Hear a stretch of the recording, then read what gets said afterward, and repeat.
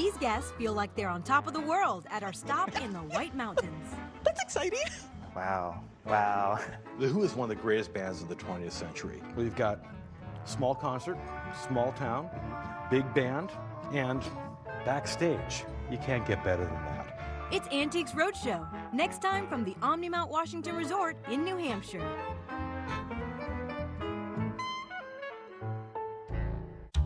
Next time on Jay's Chicago, 5 stories of life in nature. There's my own close encounter with an unnervingly large insect. This man knows the secret to seeing Chicago's amazing wildflowers. This high school student saw the most bird species in Cook County in a single year. And I suit up and join a Cook County Forest Preserve burn crew.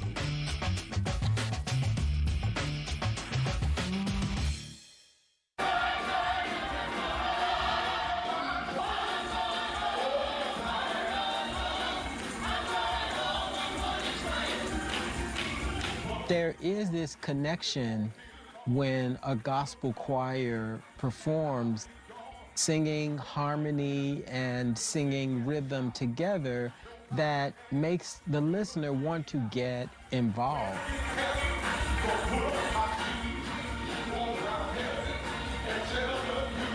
It's a part of a much longer tradition of Black people and spirituality, which for us is embodied and participatory. It's not the neck up. And that's the reflection of humanity. That's the reflection of us.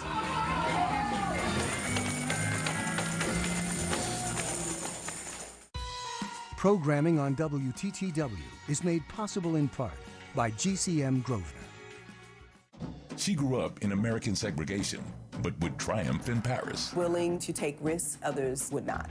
Josephine Baker was the first Black international star, but she couldn't escape racism. She was always under a kind of surveillance. From her role in the French Resistance to becoming a civil rights icon. This is the happiest day of my entire life. Josephine Baker, the story of an awakening.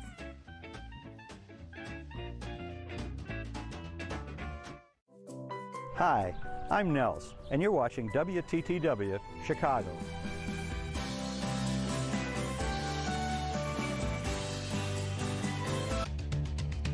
Chicago Tonight, Black Voices is made possible in part by Fifth Third Bank and by the support of these donors.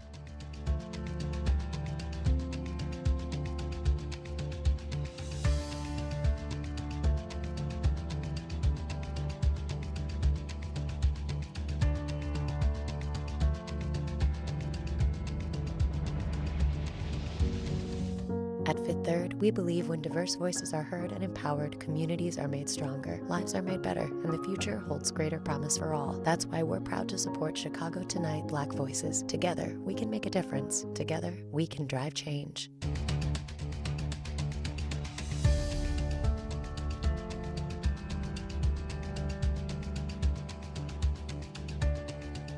Good evening and welcome to this special throwback edition of Chicago Tonight Black Voices.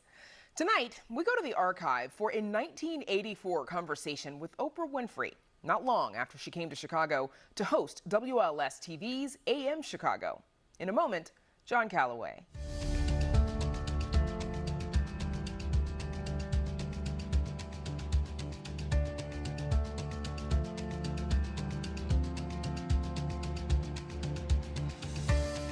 A new star is in this town. A star is born on Chicago television. The first time I saw my guest this evening on the television, I said, she's got it.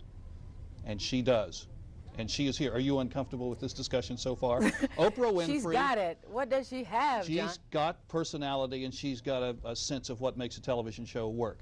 And you are just in from Baltimore. You are the new host of AM Chicago, which is at 9 o'clock, Monday through Friday on Channel 7, WLS TV. Thanks for getting that in, John. That's great. Thank you.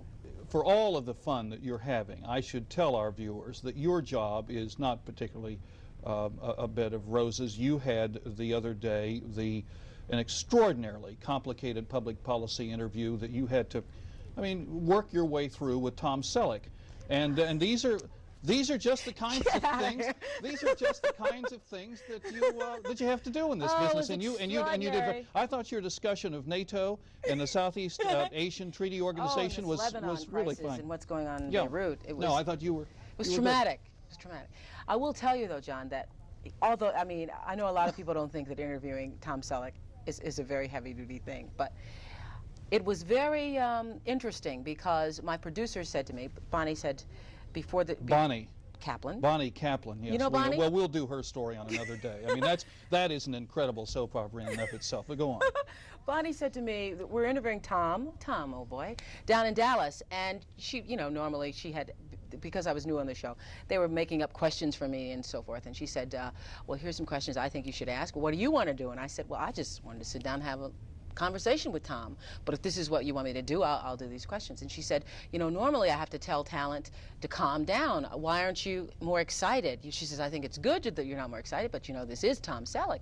And I said, well, you know, he puts his pants on like everybody else. And she said, well, you know, if I were you, I'd think about that, because when he walks into the room, I want you to know this is a very good-looking man. This is a producer. I said, yeah, I've seen him on the covers of magazines and stuff. So when he walked into the room, his eyes were the color of a crystal blue sea. I remember. So, okay, can we get the music now? Get that theme music up behind and her. you know what? I thought, well, gee, this is a very nice-looking man, but so what? And I just sort of ignored the fact that his shoulders. I just thought, gee, they'd be nice shoulders to kind of. Wasn't it? Let's translate it. Wasn't it fairly much the same feeling you had when you walked on this set? Absolutely.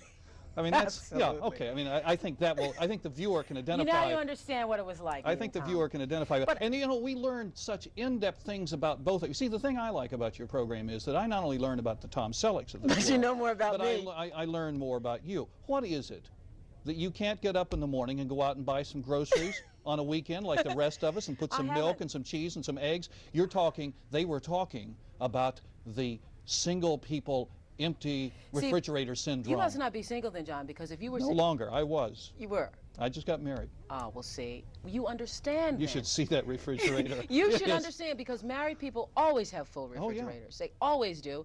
And I'm thinking now that I'm 30 years old, it has been my goal. I said it was going to be 25. I'd have everything straight. I'd get the garbage out on regular days and pay the phone bill on time. Well, now that I'm 30, I've decided that I'm going to have groceries in my refrigerator. I'm no longer going to eat popcorn and drink champagne for dinner. That's not going to be it. How did you get started in this business? I started with 17. I started 3 years. So you've been in the business 3 years. 13 years. To say that. I started at 17. I won the Misfire Prevention Contest, John. Oh, I remember that on the AP Wire. Yeah, that came across. Where was it? Where'd you grow up? I grew up in Nashville. Actually, I was born by the river in Mississippi, in Kosciuszko, Mississippi, and I was raised between Nashville, Milwaukee, and Mississippi. It was a broken home. Grew up for the first 7 years of my life. I was with my grandmother, taking my duties in the morning. I take the cows to the pasture, and I bring them home in the evening. Are you serious? Yeah, with a little cowbell. And every day my grandmother would send me to the well to get water, and I used to get a whipping every day of my life until I was 5. Because back then it wasn't called child abuse; you could just do it. But because of my grandmother and my father and my upbringing, I am where I am today. Because my grandmother taught me to read. Who gave you the whipping every day? My grandmother. But just for little things. I remember one day I was going to the well. I was like 4 or 5, and I was supposed to bring some water back. And my grandmother said, did you play in this water? And I was kind of playing in it on the way back. And I said, no, ma'am, I didn't. But she had been watching me out the window and said, you're lying. And I'm whipping you not because you played in the water, but because you're lying. I always got whipped for that. They say, I'm whipping you, but I love you. And I'm whipping you because I love you. And it was during the time where you only bathed on Saturday nights. And so sometimes I'd get them saved up until Saturday nights, just as you get out of the tin tub. It's true, really. So I can't believe it. I mean, I can't believe where But anyway, you won, and you're 17 years old. And I won a Misfire Prevention Contest because I had been to the White House Conference on Youth. I was one of those real smart teenagers. And a year before, at age 16, this radio station had interviewed me, and when I was going to the White House Conference on Youth, I was one of 2 teenagers in Tennessee picked. And so when they needed a Misfire Prevention contestant, they called me. And they didn't think I was going to win because I was the only little black child in the contest. And everybody had always been white who'd won and always had red hair, and I had neither. And this is true. You do not. I want the record to show that you, right. Well, you cut your hair. You went in, you said, how much of a haircut? They said $25. No, you said, how much of a shave? $3 shave. We'll get to the haircut later. Let me finish this story. I'll explain. So I won this contest, and at the end of the contest, they were so shocked that I won because they asked me what I wanted to do, and everybody else said, oh, I like peace and happiness for the world. And I'd like to spread, if I had $1 million, I'd give it to the poor. That was kind of stupid answers, you know? Right. And I said I wanted to be a journalist because I believed in truth and broadcasting. I don't know where the answer came from. I don't know where it came from. I was 16 and I'd seen Barbara Walters on the Today Show that morning, and I thought that was a good answer. And I won. And so I went back to the radio station to pick up my prize, and I was in this radio station, and they said I was getting the tour. And I said, you know, this looks like it would be fun to do this news. They said, oh, no, you have to be serious. You have to know broadcasting background, blah, blah, blah, blah, blah. And they tore off some wire copy and said, would you like to hear your voice, you know, playing on the radio? And I did, and I read for them, and I was hired. And what did you do for them? I used to do 5-minute on-the-air newscasts after school.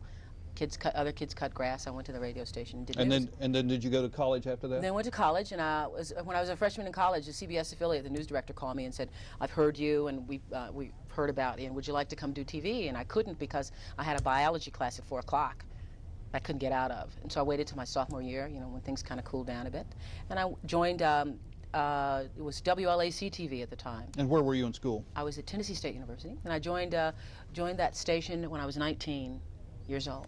And then you've had a career since then, which has included interviewing and news broadcasting and news reporting and feature reporting. I started out as a news reporter there and did news up until last year, and finally just got kind of tired of it, just because I was. Why? Well, I got tired of the kind of pressure that was put on you and the kind of unrealistic pressure. I mean, I told my news director in Baltimore that I wanted to get off the street when they decided that we have to do stories in a minute and a half. And I had always, up until that time, told a story. It took as much time as I needed to tell a story. 2 minutes and 10 seconds. Really stretched it, didn't Yeah, it? really stretched it. 2:10. 2:10. And when they said, look, you have to either do it this way and everybody has to follow this certain format, I thought, this isn't journalism. Nobody cares about what the story is about. They just care about filling a minute and a half. And if you go out on the story and you get there and I'd say, gee, there's nothing here. There's what the assignment editor told me is going on, that's not really going on. And they'd say, well, just give us a minute 20 anyway. And I say, well, you know, I have to make it up. And they say, oh, you can do something. So But you had your own talk show in Baltimore. Yes, it was wonderful. I had a co-host then. And it's much different with a co-host because it's like playing doubles. We're very good with each other. But I always had in the back of my mind, I knew that my star would rise. You don't need a co-host for AM Chicago? No. Can we get the new guest? Thank you, Oprah Winfrey. Thank you very much. And I never want to have a co-host again. I never do. But we work so nicely We together. do well together, and I could. If for some reason Dennis Swanson decides that I need a co-host, then I would work well with him. I can get along with the devil. But you're really having a good time doing this thing. But I have such a good time by myself. You don't and with need a co-host, you have to worry about pacing and worry about what he's gonna or she's gonna ask, and not stepping on each other's lines and following the same direction. So how is it coming to Chicago? Did you say to yourself, hey, I have a great thing going in Baltimore. This is scary? It was such a wonderful thing, John. It was such a wonderful thing. I mean, I was so well known in Baltimore that anybody in his or her right mind would want to give it up. I mean, I was a star. Right. Everywhere I go, I mean, I'd go to the supermarket and people would follow me through frozen foods and up through produce, you know? I'd follow you through frozen foods anytime. And it was very, it was frightening for a while. Yeah. Just the thought of giving all of that up. And plus, management there made me some pretty nice offers to stay. But I was interviewed for this job September 4th and was, you know, somewhat offered the job then. And was last year, see, I knew my contract in Baltimore was going to be up this past January. And I started thinking then, I thought, well, maybe it'll take me a year to find another job. And in the course of 7 years in Baltimore, you know how television is a transient business and people go and come. And I always thought, my friends would say, you know, you're very good. You should be in New York. You should be a network reporter. You should do this. And I thought, I'm sure the network reporters get the same kind of, you know, crap as the rest of the people. So to speak. And local, so to speak. And I just never had any desire to do it, to be a network reporter, but I felt that maybe I should because this is what people think I should do and be. So early last year, I was thinking about what am I going to do with my life, and some friends said, well, why not New York? And I thought, I really do hate New York. I didn't want to go to Washington, D.C., which is very close. And 35 miles. Because there are 13 women for every man in Washington, D.C., and life is difficult enough as it is. So I thought, well, maybe Chicago, that's the third market. So I started thinking about Chicago. As a matter of fact, I had called Bill Slatter, who's the NBC guy, scout. Personnel. Scout. And he had called me over the years, and I called Bill and said, you know, I think I might want to come to Chicago. At the time, he was on vacation. But it just so happens that one of the associate producers, Debbie DeMayo, at the talk show in Baltimore, left and came to Chicago as an associate producer here. And I was on her resume tape. And one of the... Libet Richter saw your resume tape. How'd you know? Well, because I talk with Libet. Libet saw my Libet's resume. at this station now, you know. Oh. Channel 11. This is WTTW, public That's television right, Libet for is Chicago. here. Libet, That's how right. you doing? Hi, Libet. And so Libet saw me on the tape and said, you know, we liked your tape. Why don't you send us something? Well, I thought, you know, everybody says that. During the course of 7 years in Baltimore, from time to time people say, send us a tape. I never did. Never did. And after Debbie arrived here, she said, you know, if I were you, I'd send a tape because their host is gone. Yeah, Rob Weller Rob took is off gone. and went to New York. Took off and went to New York, and I said, oh my gosh. I mean, I thought, gee, that sounds like a great opportunity. I'd love to do that, but I would not let myself even think in any way that I could get this job. I said, okay, I'll put a tape together, but, you know, I'll just send it to you. And voila. Voila. They picked it up. I couldn't believe it. I could not believe it. I couldn't believe it. What do you want to do with this program? This is, now let's see if we've got it right. And this is an incredible statement. Yeah. AM Chicago is the only live public affairs and entertainment program on a daily basis in that major Chicago television at Yeah. that. Was it just that time slot, or is it during the day? Well, I'm not sure. I really couldn't answer that because... But what do you want to do with that program? What do I want to do? Yeah. I want to make that program #1 in its time period. I want to make it so that women know that, women and everybody, particularly women, recognize the fact that I am one of them and that AM Chicago is a part of them and that we're there for them. I want to make it #1. When you say you want to make it #1 in that time period... You know what that means. Yes, that means Philip Donahue, if you are watching...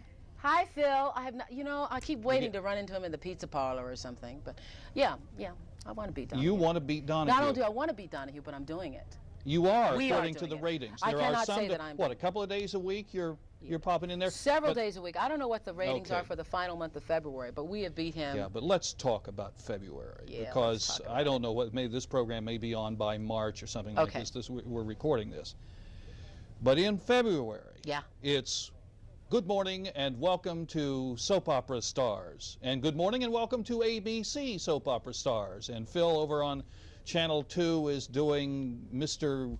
USA or whatever it is. I mean, February for these programs. Now, you may be doing El Salvador 6 days from now, but February, I doubt the if we will sweeps be, though. period, the ratings period is unreal. I mean, All My Children, Dynasty, Falcon Crest. this I was morning. watching the other guy. I was watching Phil the other day after our show was over because ours is over at 9:30. At 9:30. And so I get to catch the last 10 minutes of Phil, and I think he was doing Knots Landing or something the other day. All that we good were going to stuff do that the Knots American Landing. people are starved for information about. I'm telling you, they love it, John. I don't care what you say. Of course you know they love it. They tune in. I mean, this is candy. You are offering candy. Now, is that what this program's going to be? No, it's not all candy, and you know it. And you know it. You know what I believe? I believe that there's a woman out there who is so different than we were. And I know it because I am so different. I have changed so much in 3 years. When I think about how much I've grown in 3 years, I amaze my own self. And I know that there are other women out there who are growing just like I am. And the whole process of becoming an adult is so fascinating to me. I'm still not one yet. But I realize that there are women out there who are just like me. And so I'm playing to those women. And I realize that they not only want to watch soap operas and want to know what's the best mascara to buy, which is Lancome, by the way, best mascara to buy. But Is that a commercial plug or was that a... But they are interested in whether or not their children are going to live their lifetime. They're interested in whether it's going to be a nuclear war. But you admit that during this, would you quit kidding the process? Excuse me. I admit that during the sweeps, but during the sweeps, you sex we it try up, to don't give you? people what we know they're We'll going to turn watch. them on. What we This know is they're going to candy. We'll get But back let to me just roast tell you beef this, later. John. We're not going to let up. You're going to get some more candy in March and April. You're going to see some more of it. I mean, we're not going to let up. But that's not all that you're going to see. But you want to get them into the house, so you want to get them into the pews, into the church. That has been the so that you can preach a little bit. And your ratio of preaching and educating on other issues about growing up or international affairs or You whatever have to get will them to be, watch first. You got to get them. You got to That is fake my, them into the place with soap operas. You'll do it. You're ruthless, cutthroat, money grubbing if it makes television you watch, star. if it makes you watch, and if it's interesting, within reason. You know, we have gotten so much flack and controversy over this show we did a couple weeks ago. And you know, I had Which show was that? On we called it Priest Seduction, tomorrow at 9. It was a young woman who claimed to have been seduced by 7 priests. Oh yeah, right. I got a lot of bad letters about it, and I answer every single letter. And it surprises people when I get a letter and if it's too much to sit down, or I knew I was going to take 6 pages to answer this lady. So I looked up her phone number and called her up and said, "Hi, Mary, Oprah Winfrey here. I got that letter. This is the raunchy Oprah Winfrey calling." And she was very upset because she felt it was something that should not have been on television. Now I disagree with that, because 5 years ago, people said incest shouldn't have been brought up on television. And the fact that people are now talking about it and that ABC television movie was on, that helped a lot of children who realized that they were not alone. I want to go back to you, though. You said that you have grown up so much in the past 3 years that you can't believe it. Tell us about that process. What do you mean by that? Well, it just means that you realize that a lot of things that your parents told you were really true. You realize that your parents really weren't such old fogies after all. They get smarter every year you grow older? They have gotten to be some of the most brilliant people I've ever known. But I mean, more specifically, how More have you grown? specifically, I have learned that you cannot please everybody, that the most important thing you can do in your life is to follow your own gut, your own soul, that you can do what is right for you, and that everybody is never going to like you. See, my father raised me to be a nice girl, but he didn't tell me that everybody else's father was raising them to be nice. And I spent a lot of my life trying to please everybody. In college, I was very fortunate. I went to predominantly black college, and I was one of the people who had a job and was doing very well. I was not a part of the whole Black Power movement, although I am proud to be black, and I believe that excellence is the best deterrent to racism. But I was not a fist-waving activist, and I was ostracized for that by a lot of the kids in college. So I used to, making $150 a week, take my entire speech class out to lunch because I wanted them to like me and do silly things like that. And coming to Baltimore and being raised by a very strict father who I was a 19 and anchor of the 10 o'clock news in Baltimore, making my own money, but living at home. And my father had a midnight curfew, which I thought was just the most ridiculous thing in the world, that I had to be home at midnight. So I moved to Baltimore so I could stay out past midnight. That was my main motivation for. And did you? And I did.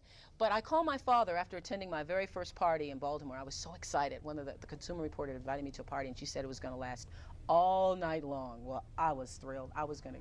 So I slept the day so I could be up all night. And around 2 o'clock, you know, all my life I've been waiting for something big to happen. So I thought, well, 2 o'clock, it's got to happen. I wasn't even sure what it was, but, you know, this is what being an adult is all about. And 3 o'clock, I was getting tired, but still waiting for it to happen. And 4 o'clock, I took my bag and went home and called my dad the next day and said, you know, Dad, you're right. There's more to life than partying. I mean, I finally realized that there really is nothing out there. I mean, all the things as a kid. But what are your, now that you're growing up, you say you're not yet grown up, and I don't know well, if any of us can say that. It just means that I don't, I'm not sure what an adult is, because I still skip down the streets of Chicago and I realize We've seen that, but it's a little embarrassing, but I think that it's defensible. I think you're that a by the time carefree person. You get to be 30, you shouldn't skip anymore or something. No, that's not true. You should. And when you get in the cab and you're singing and the cab driver says, what's your problem? I mean, I think that, well, maybe you're not supposed to sing to yourself. Maybe when you're 4 years old, it's okay, but when you're this age. So I don't know. I don't know what an adult is yet. But what do you want for yourself? Do you want wealth and fame and happiness? No, I want security. I want to know that, when I finished a job, I did the absolute best that I could. And I don't think that. I mean, there are lots of shows that I finished, you know, even now. I have not let my best self come forth yet. Did you say on the air this morning that you wanted, somebody said, you asked somebody what they wanted, and they said they wanted to get married, and you said that's what you want? Sure. You want that? I think so. Don't you enjoy being single? Oh, well, yeah, but I've been single for so long. How many years do you need it to enjoy it? Well, do you have a significant other, as the sociologists say? Well, oh, John, it's so terrible that you asked me this question today, because I did, up until last weekend, have a significant... Are you serious? Yeah. And I could cry. I mean, I don't want to talk about it, because I will cry. I mean, I'm really very vulnerable about it right now. I mean, I just broke up and just had a fight again this morning. Not to pursue it too much, but is it having to do with distance? Yeah. That's tough, isn't it, in this world? It's very tough. It's very tough. I mean, it really is, and I'm very saddened by it because it's very tough because it's hard to communicate by phone and to sit down. And I was just saying to him today, why don't we just meet somewhere and just sit down and talk about it? And he goes, there's nothing else to talk about, and so it's just very, But very it's hard. the kind of thing. I mean, John, would you write him for me? Would you call him? No, seriously. I mean, Yeah. but I mean, is it the kind of, you don't have to write that off. I mean, maybe you've got to say, well, this is all over. Maybe in a couple of 3 weeks, you know. It's so painful now. It's so painful. It's so painful. I have never known this. I mean, I can't imagine. How long had you? 4 years. 4 years. Oh, that is tough. Yeah, it is tough. And now you're here. Here you are in the big city. In the big city, all alone. And it's really interesting because I just reached a point because I love Chicago so much. Do you? I just love it. You don't just say that. You really. Oh, absolutely not. I've never loved a city and never knew what that felt like. You know, all my life people have said, "Oh, I love New York," and they just love, you know, because you're in Baltimore, the Eastern Corridor, they all love to go to New York. I say, okay, you see a play or two, then what? But I never understood what was there to love about New York. But I love Chicago. It could be my home forever, and I know that if I never moved. So I wanted to share that with this friend of mine. I wanted to wait till spring, and because, I mean, just when it warms up, you just feel so good. And I wanted to be able to share that, and now I feel like, gee, I'll never be able to do that. But you know, I mean, so you will now pick yourself up off the emotional floor and go back out there again, right? Yeah, I guess so. Want me to introduce you to some people? Oh, gosh, I guess I will pick myself up. I want to turn to one more kind of serious subject, and that is that the mayor of this city, among others, certainly wasn't the first and he won't be the last, has suggested that in mass media we're too white and we're too male in this city, and that we ought to do something about it to get more representative of the population. Now, you are not white and you are not male. No, I'm not, John. I'm a trained observer. I can't help it. I just am smart.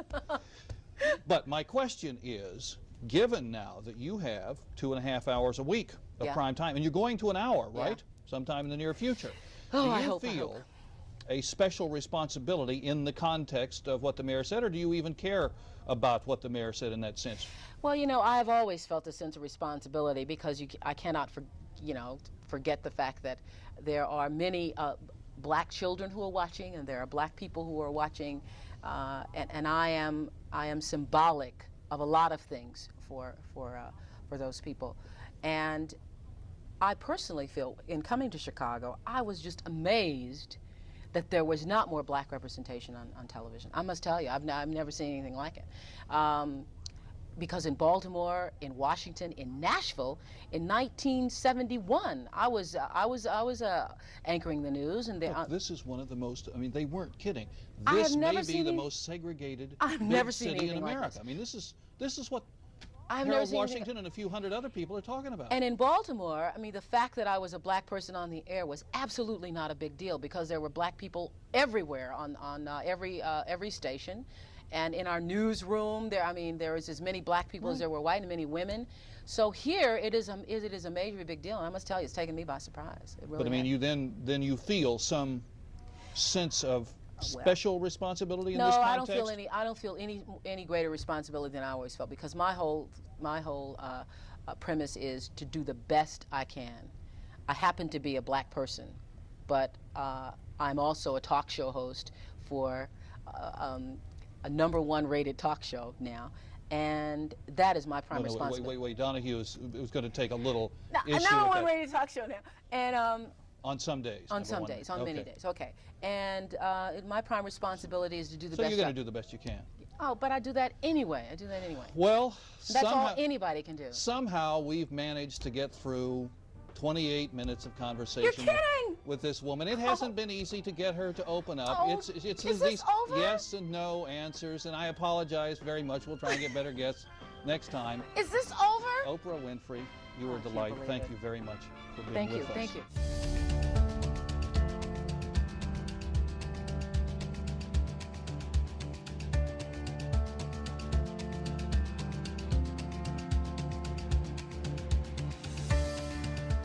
And we hope you enjoyed this special throwback edition of Chicago Tonight Black Voices. I'm Brandis Friedman. Have a good night.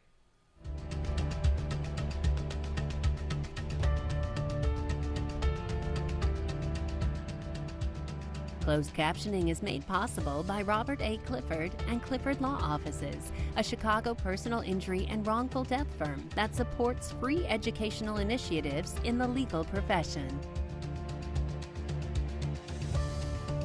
Next time on Father Brown, a local bully is killed and suspicion falls on a doctor. An incriminating letter leads to his arrest.